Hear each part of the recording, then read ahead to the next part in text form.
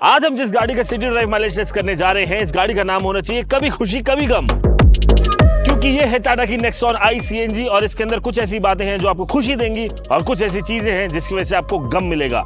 खुशी की बात यह है कि इस गाड़ी के अंदर सीएनजी सिलेंडर के साथ आपको मिलता है धमाकेदार बूट स्पेस, वो भी 321 लीटर का। लेकिन गम की बात यह है कि इसका जो स्पेयर व्हील है वो यहाँ पर नीचे अटैच किया गया है, तो इसको निकालना थोड़ा मुश्किल काम है। हालांकि ये निकल जाएगा ऊपर बूट में से ओपन होके, बट ये थोड़ा सा डिफिकल्ट हो सकता है आपके लिए।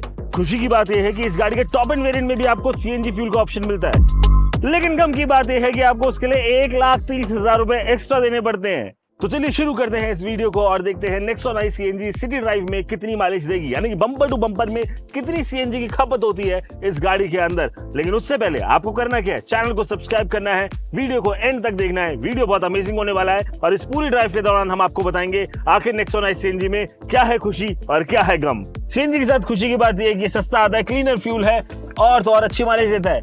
लेकिन गम की बात यह है कि भाई आज भी आपको इसके लिए लंबी लंबी लाइनों में लगना पड़ता है। अब हम करा रहे हैं गाड़ी के अंदर सीएनजी को फुल। गाड़ी के अंदर सीएनजी ऑलमोस्ट एम्प्टी के निशान पर है। ये है टाटा नेक्सॉन आई सीएनजी, इसको हम कराएंगे फुल। उसके बाद हम नोएडा से जाएंगे Gurugram bumper to bumper traffic में, और उसके बाद गुरुग्राम जाके दोबारा सीएनजी को एकदम टैंक में फुल कराएंगे और चेक करेंगे कि आखिर कितनी सीएनजी की खपत हुई है। इसके अंदर 9 किलोग्राम का सीएनजी की कैपेसिटी का सिलेंडर है, 60 लीटर उसके अंदर पानी आ जाता है, लेकिन सीएनजी 9 किलो आती है। हालांकि सीएनजी वेरी कर जाती है, कई बार प्रेशर के हिसाब से कई बार कम आएगी, कई बार ज्यादा आएगी। लेकिन अभी सर्दी का मौसम है तो हम उम्मीद करके चल रहे हैं कि ज्यादा से ज्यादा गैस गाड़ी के अंदर भरेगी। चलिए गाड़ी के अंदर सीएनजी फुल कराते हैं और शुरू करते हैं अपना सफर नोएडा से गुरुग्राम का। नेक्सॉन आई सीएनजी के अंदर एक बेहतरीन सेफ्टी फीचर आता है। जैसे ही मैं गाड़ी का फ्यूल लिड ओपन करूंगा, जो कि यहां से ओपन होता है, आप देखो इंजन जो है वो कट ऑफ हो गया है। यहां पर लिखा हुआ आएगा fuel lid open please close, ताकि आपकी गाड़ी सेफ रहे सीएनजी फिलिंग के दौरान।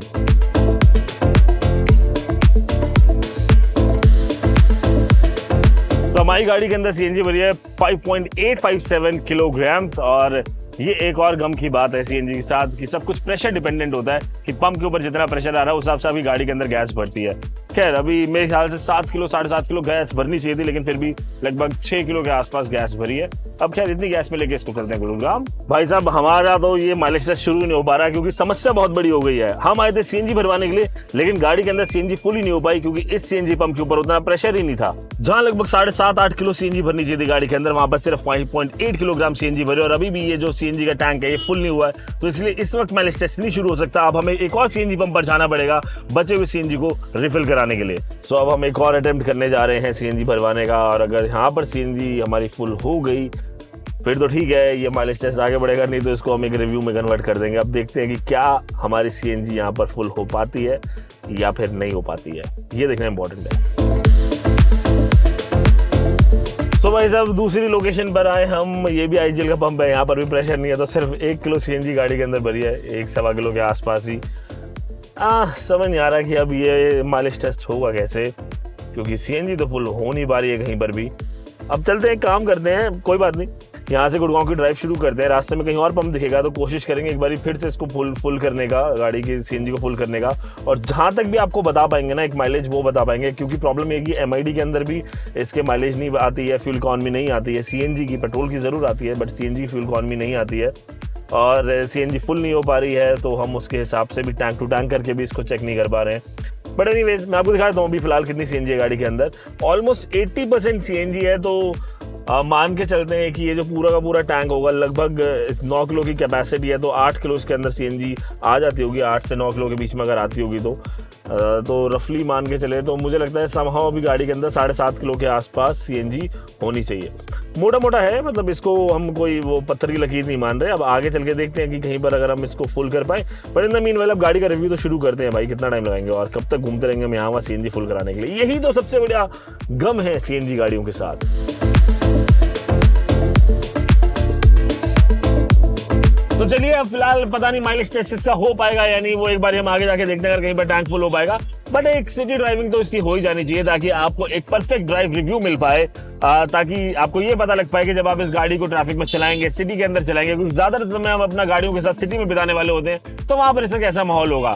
अब सबसे पहले कर लेते हैं वो वाला काम जो हमें करना बड़ा जरूरी है, इसका ट्रिप वगैरह को करते हैं हम 0। हालांकि ये कोई अब माइलेज टेस्ट नहीं हो पा रहा है, क्योंकि अभी तक सीएनजी जो है वो फुल नहीं हुई है, बट स्टिल मैं मान के चल रहा हूँ कि गाड़ी के अंदर लगभग 7-7.5 किलो सीएनजी होगी।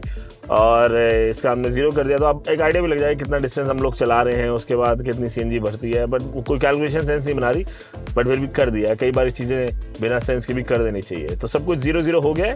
और चलिए चलते हैं अब हम टाटा नेक्सॉन आई सीएनजी की ड्राइव पर, और इस गाड़ी के बारे में आपको बता दें, इसकी परफॉर्मेंस के बारे में आपको बता दें, थोड़ा माहौल आपको बता दें, और क्या ये वाकई में लेने वाली चीज़ है या नहीं ये भी आपको बताएंगे। कभी खुशी कभी गम में खुशी कितनी है और गम कितना है, इस पर आपको बताएंगे। चलिए चले हमारे साथ ड्राइव पर। चैनल को जरूर सब्सक्राइब कर लेना मेरे दोस्तों, है ना, वो बहुत जरूरी है। हाँ, रिलीज कर दी पार्किंग ब्रेक। चलो चले। तो देखिए शुरू करते हैं। इसको सबसे अच्छी बात की ये है कि इस गाड़ी की कि टाटा ने नेक्सॉन आई सीएनजी को टॉप एंड वेरिएंट के अंदर भी दिया है। जनरली अगर आप देखोगे तो जो सीएनजी वेरिएंट्स होते हैं वो थोड़े से नीचे होते हैं, वो टॉप एंड में नहीं होते, वो मिड में होते हैं या फिर लो ट्रिम्स होते हैं, उनके अंदर आपको मिलता है। बट यहाँ पर टाटा ने बोला है कि आप सारे फीचर भी लो और सीएनजी भी लो। अगर आपको एक सीएनजी या फिर बाय फ्यूल का ऑप्शन चाहिए तो आप वो लो, ये कमेंडेबल है। और प्राइसिंग की बात करें तो लगभग 1,10,000 रुपए की प्राइसिंग का फर्क आता है पेट्रोल और सीएनजी में। और जो पेट्रोल और सीएनजी के दामों का फर्क है दिल्ली के अंदर देखा जाए तो लगभग 20 रुपए का फर्क आता है यहाँ पर। तो कुल मिला के आप ये मान के चलो कि लगभग 5,500-6 हजार किलोमीटर चलाने के बाद आप अपनी गाड़ी का पैसा जो है वो रिकवर कर ले। तो मैथ्स इंपॉर्टेंट है, क्या है कि तभी आदमी सीएनजी कर रहा है, क्यों खरीद रहा है, क्योंकि उसने मैथ्स पे ध्यान दिया है। तो अगर मार्केट में भी अगर आप जाओगे, आफ्टर मार्केट भी जो लोग सीएनजी लगवाते हैं, तो आई डोंट थिंक कि एक जो लाइसेंस सीएनजी होती है या फिर रजिस्टर्ड सीएनजी होती है वो मुझे नहीं लगता कि 60-70 हजार या 80 हजार रुपए से नीचे लगती होगी। और वहीं पर अगर आपको एक ब्रांड की तरफ से ट्विन सिलेंडर मिल रहा है सीएनजी का, जो कि सेफ भी है और साथ में आपको बूट स्पेस भी दे रहा है, और बदले में आपको सिर्फ 1,10,000 1,20,000 रुपए ऊपर देने पड़ रहे हैं, तो आई डोंट थिंक कि वो एक बैड डील है। वो वाकई में एक अच्छी डील है और आपको उसमें एंड ऑफ द डे फायदा ही होने वाला है। हाँ, अब वो जमाने लग गए कि एक टाइम हुआ करता था कि जब पेट्रोल के दाम से आधे दाम पे सीएनजी मिलती थी। अब प्रॉब्लम यह है कि सीएनजी का दाम भी बढ़ा दिया गया। हरियाणा में बात करें, जहां पर मैं रहता हूँ फरीदाबाद, वहां लगभग 85 रुपए किलो के हिसाब से सीएनजी आती है, और दिल्ली में लगभग 75 रुपए किलो के हिसाब से सीएनजी आती है। नोएडा में भी शायद 75 से 80 रुपए के बीच में सीएनजी आती है। तो सीएनजी के दाम बढ़े, अगर ये कम होते तो ये और ज्यादा बेनिफिशियल हो जाता है। आई थिंक ज्यादा लोग सीएनजी की तरफ ऑप्ट करते।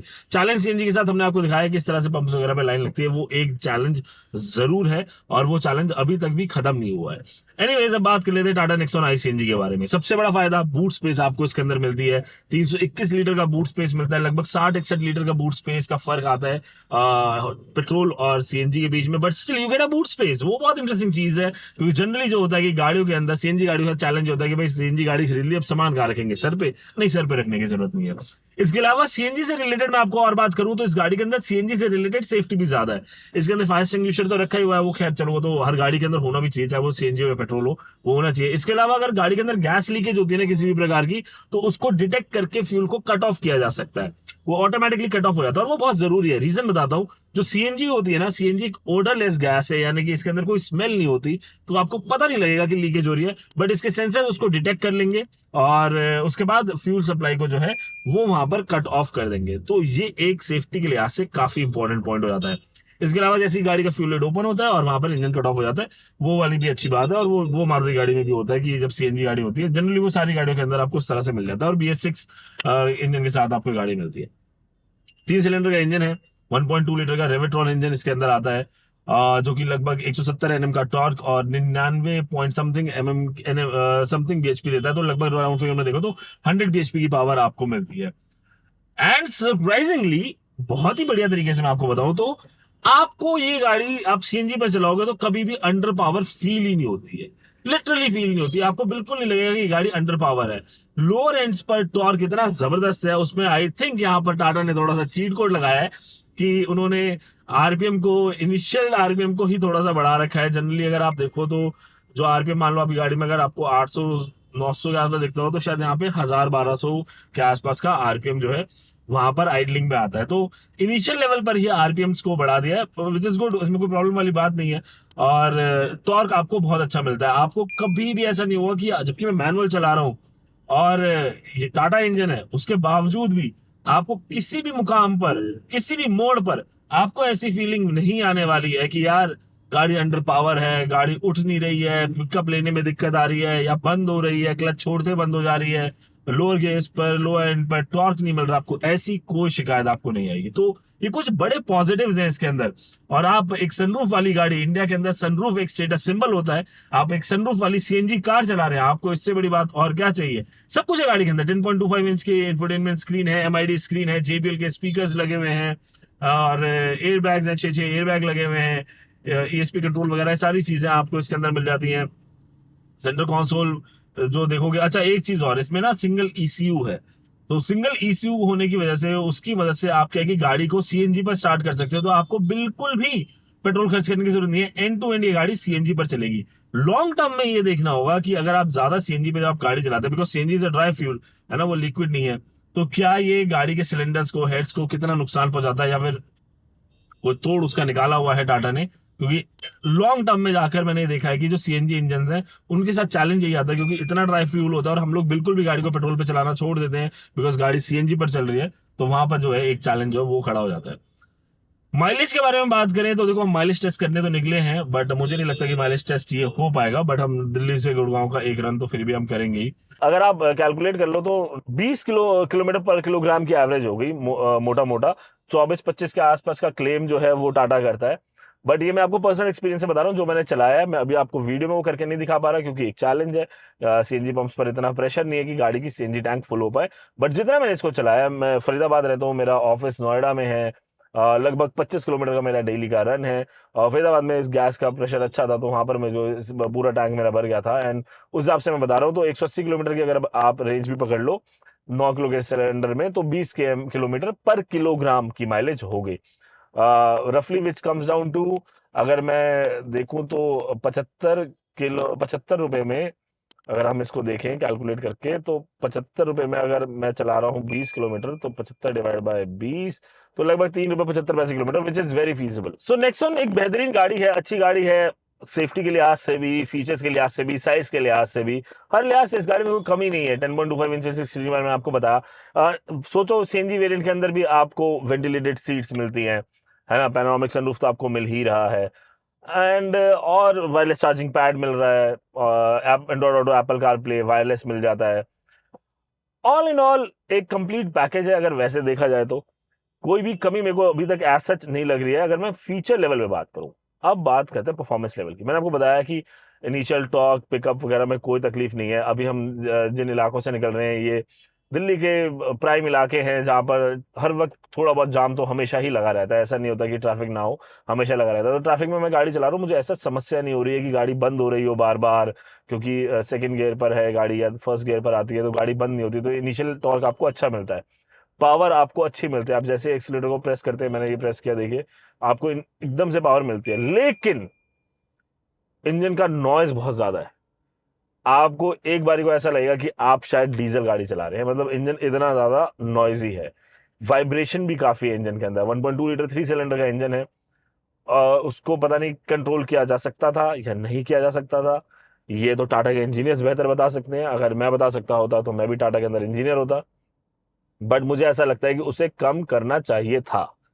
ये हमारी इच्छा है, नहीं हो सकता था तो बात अलग है, बट मुझे नहीं लगता कि ऐसी दुनिया में कोई चीज है जो ना हो पाए। और बाकी ऐसा है, देखो कि यार कमी तो किसी भी चीज में हो सकती है। अब खैर, मैं ये एक डिस्क्लेमर है टाटा फैंस के लिए, क्योंकि मैंने कई बार कुछ रील डाली या वीडियो डाली जिसके अंदर हमने टाटा की गाड़ी की बुराई कर दी थोड़ी बहुत, तो टाटा के फैंस नाराज हो जाते हैं।